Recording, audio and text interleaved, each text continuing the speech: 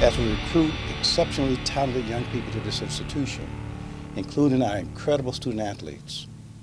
The educational experiences we afford these intelligent, highly engaged, and, as I often say, very demanding students. Athletics plays a key part in this process.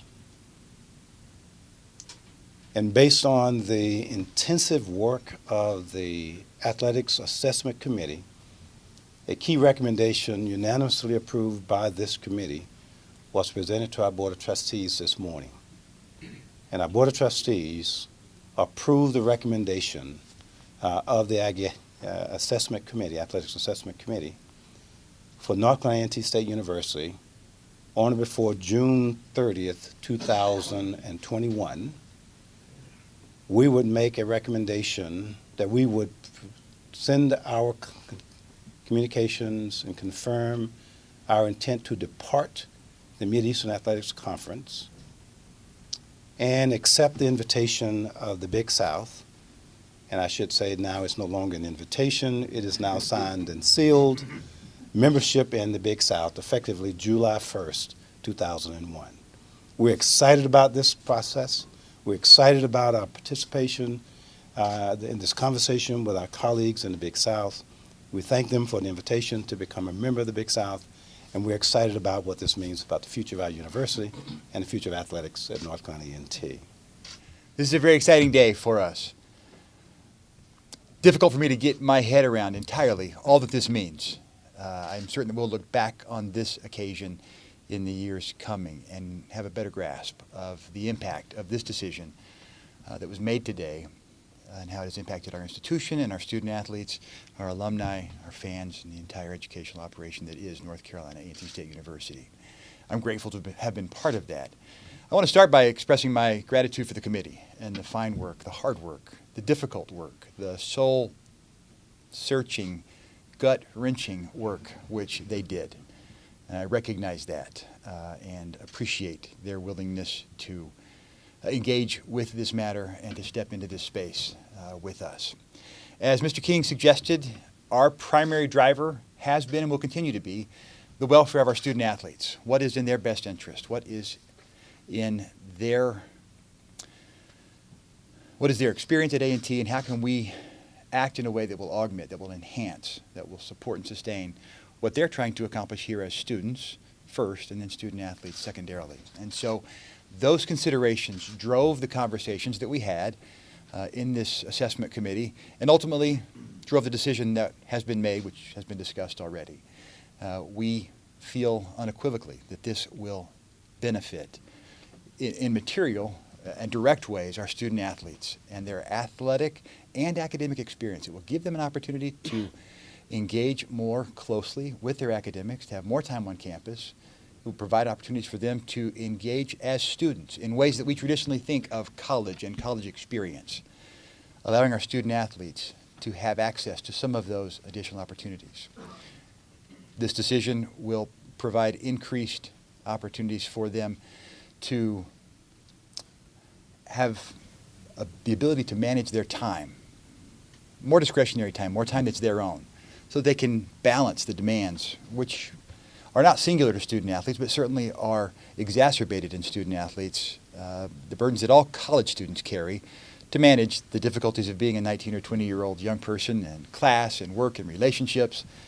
Those issues, those concerns are compounded in the life of a student athlete who must also coordinate that with the obligations he has, she has, with practice and competition, and be publicly accountable to each of us, because we are pretty insistent that we win. And so when we don't have any problem expressing that publicly through social media.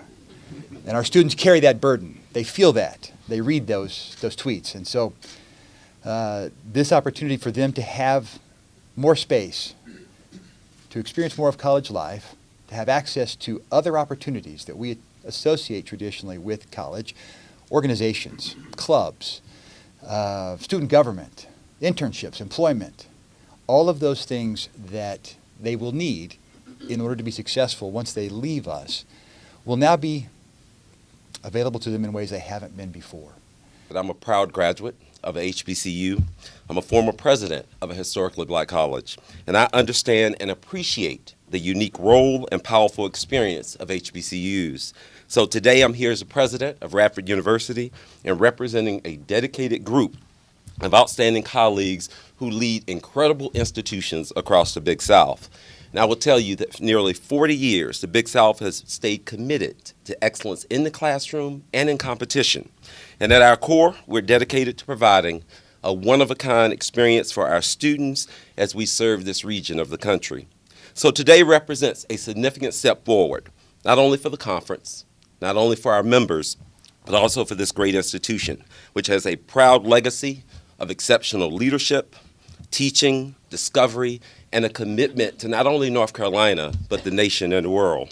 So we consider this both an honor and a privilege to welcome the Aggies to the Big South, and we could not be more proud to welcome you to this family.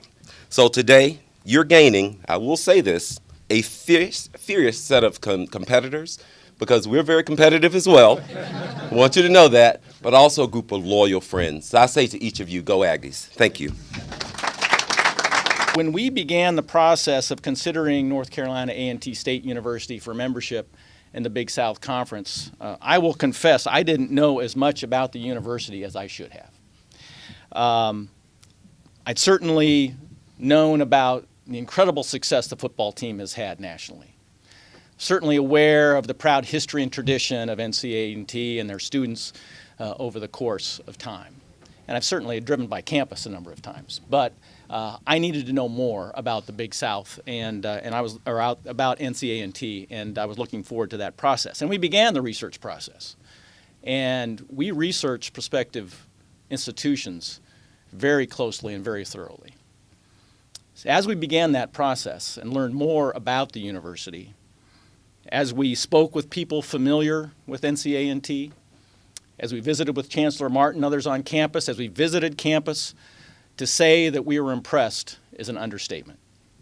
The academic prowess of this institution, the growth and the trend lines of what's happening here, the strong leadership, the academic and athletic facilities, and the success of its broad-based athletics program, all were very impressive to us and made it a great and easy decision, frankly, for us. It's truly phenomenal. I know you're all proud of this university, of NC A&T, and you should be. And we are so proud to welcome the Aggies to the Big South Conference. Now, this is all extremely important because in the Big South Conference, membership expansion is not a numbers game. We want to bring in institutions that make us better. NC A&T State University does that for the Big South. And we are proud that you will be joining us.